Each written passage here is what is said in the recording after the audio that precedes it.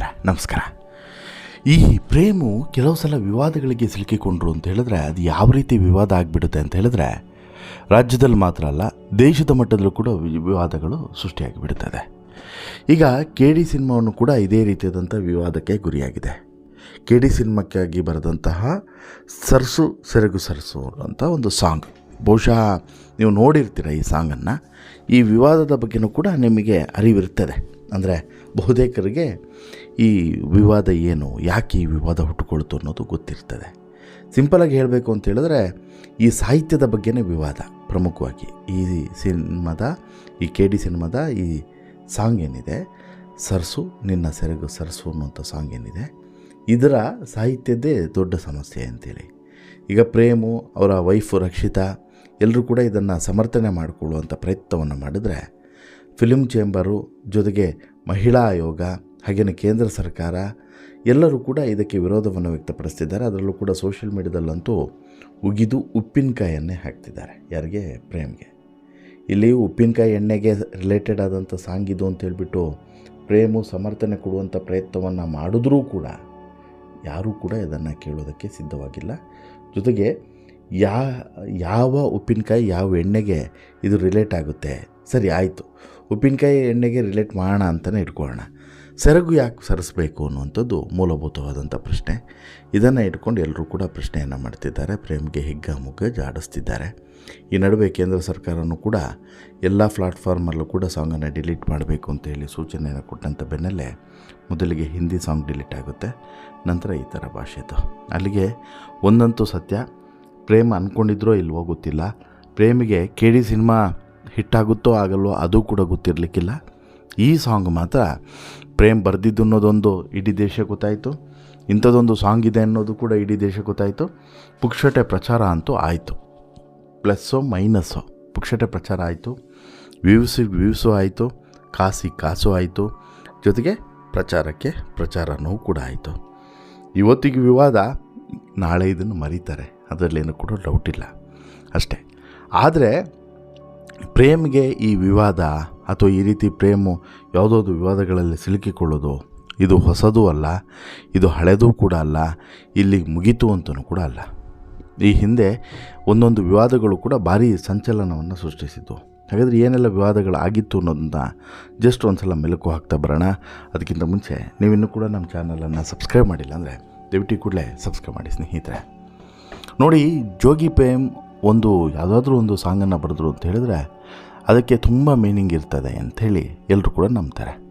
ಈಗ ನೋಡಿ, ಜೋಗಿ ಸಿನಿಮಾದ ಒಂದು ಹಾಡು, ಕೇಳುವನು ವರವನ್ನು ಕೊಡುತ್ತಾಯಿ ಜನ್ಮವನ್ನು, ಎಷ್ಟು ಚೆನ್ನಾಗಿದೆ ನೋಡಿ ಸಾಹಿತ್ಯ ಅದರದ್ದು ಅಲ್ವಾ.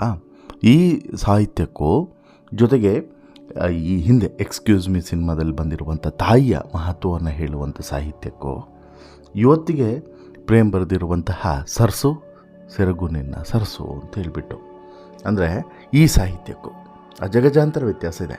ಹಾಗೆ ನೋಡಿದ್ರೆ ಪೋಲಿ ಹಾಡುಗಳ ಜನಕ ಅಂತಲೇ ಫೇಮಸ್ ಆಗಿರುವಂಥ ಯೋಗರಾಜ್ ಭಟ್ರು ಕೂಡ ಇಷ್ಟು ಈ ಲಜ್ಜೆಗೆಟ್ಟು ಪದಗಳನ್ನು ಬಳಕೆ ಮಾಡೋದಿಲ್ಲ.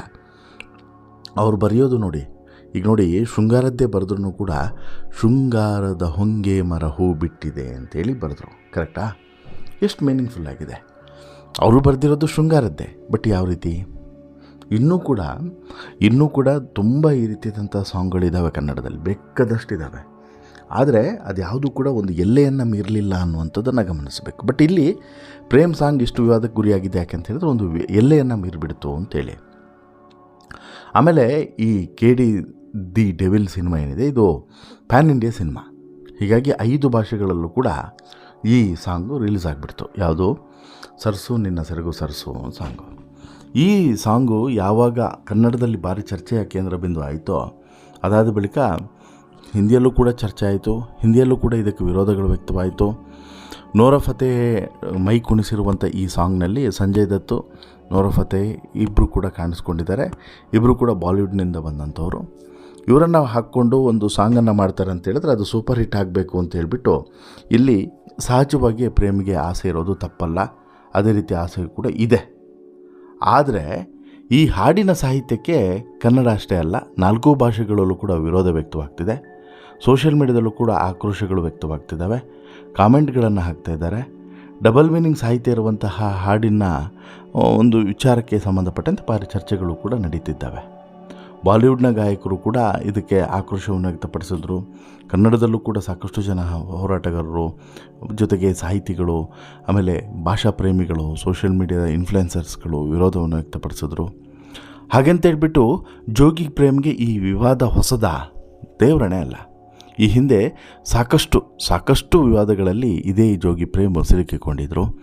ಜೋಗಿಯಿಂದ ಹಿಡಿದು ಈಗ ಈ KD ದಿ ವಿಲನ್ವರೆಗೂ ಕೂಡ ಒಂದಲ್ಲ ಒಂದು ವಿವಾದ ಇವರ ಸಿನಿಮಾಗಳಲ್ಲಿ ಸುತ್ತಿಕೊಳ್ತಾನೆ ಇತ್ತು. ಕೆಲವರು ಇದನ್ನು ಪಬ್ಲಿಸಿಟಿ ಗಿಮಿಕ್ ಅಂತಲೂ ಕೂಡ ಕರೀತಾರೆ. ಇನ್ನು ಕೆಲವರು ಇದು ಸ್ಟ್ರಾಟರ್ಜಿ ಆಗಿರ್ಬೋದು, ಅಥವಾ ಪ್ರೇಮ್ ಕೆಲವೊಂದು ಸಲ ಗೊತ್ತಿಲ್ಲದೆ ಈ ರೀತಿ ತಪ್ಪು ಮಾಡಿಬಿಡ್ಬೋದು ಅಂತಲೂ ಕೂಡ ಹೇಳಿರ್ತಾರೆ. ಹೀಗೆ ನಾನಾ ಥರ ಚರ್ಚೆಗಳು ಕೂಡ ನಡೀತಿದ್ದಾವೆ. ಪ್ರೇಮು ವೃತ್ತಿ ಬದುಕಿನಲ್ಲಿ ಅತಿ ದೊಡ್ಡ ಸಕ್ಸಸ್ಸನ್ನು ಕೊಟ್ಟಂಥ ಸಿನಿಮಾ ಅಂತ ಹೇಳಿದರೆ ಜೋಗಿ. ಕನ್ನಡ ಚಿತ್ರರಂಗದ ಬಾಕ್ಸ್ ಆಫೀಸ್ನ ದಾಖಲೆಗಳನ್ನು ಉಡೀಸ್ ಮಾಡಿದಂಥ ಸಿನಿಮಾ.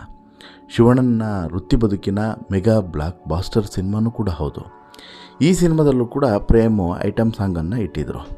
ಬಿನ್ ಲ್ಯಾಡನ್ನು ನನ್ನ ಮಾವ ಅನ್ನುವಂಥ ಹಾಡನ್ನು ಇಟ್ಟಿದ್ದರು. ಇದು ಕೂಡ ಒಂದು ವಿವಾದವನ್ನು ಹೊತ್ತಿಸಿತ್ತು. ಅಂತಾರಾಷ್ಟ್ರೀಯ ಭಯೋತ್ಪಾದಕ ಬಿನ್ ಲ್ಯಾಡನ್ ಹೆಸರನ್ನು ಬಳಕೆ ಮಾಡೋದಕ್ಕೆ ವಿರೋಧ ವ್ಯಕ್ತವಾಯಿತು.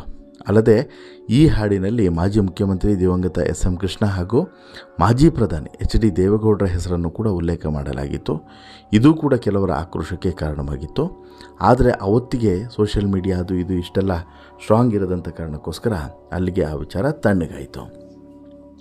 2 ದಿನ ಚರ್ಚೆ ಆಯಿತು, 3ನೇ ದಿನಕ್ಕೆ ತಣ್ಣಗಾಯಿತು.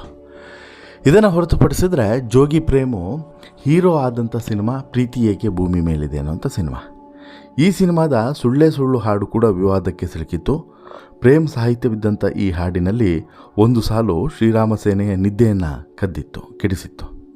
ಇದರಲ್ಲಿ ರಾಮ ಹನುಮ ಸುಳ್ಳ, ಸೀತಾ ಮಾತ ಸುಳ್ಳ, ರಾವಣ ಕದ್ದಿದ್ದು ಸುಳ್ಳ, ಲಂಕಾ ಸುಟ್ಟಿದ್ದು ಸುಳ್ಳ ಅಂಥೇಳಿ ಬರೆಯಲಾಗಿತ್ತು. ಈ ಹಾಡಿನ ಬಗ್ಗೆನೂ ಕೂಡ ಆಕ್ರೋಶ ವ್ಯಕ್ತವಾಗಿತ್ತು. ಸೆನ್ಸರ್ ಅಧಿಕಾರಿಗಳ ವಿರುದ್ಧವೂ ಕೂಡ ಶ್ರೀರಾಮ ಸೇನೆ ಸಿಡಿದೆದ್ದಿತ್ತು. ಅದು ಕೂಡ ನಂತರ ತಣ್ಣಗಾಯಿತು. ಇನ್ನು ಪ್ರೇಮ್ ನಾಯಕನಾಗಿ ನಟಿಸಿದಂಥ ಮತ್ತೊಂದು ಸಿನಿಮಾ ಅಂತ ಹೇಳಿದ್ರೆ DK ಸಿನಿಮಾನೂ ಕೂಡ ಸಿಕ್ಕಾಪಟ್ಟೆ ವಿವಾದಕ್ಕೆ ಗುರಿಯಾದಂಥ ಸಿನಿಮಾ.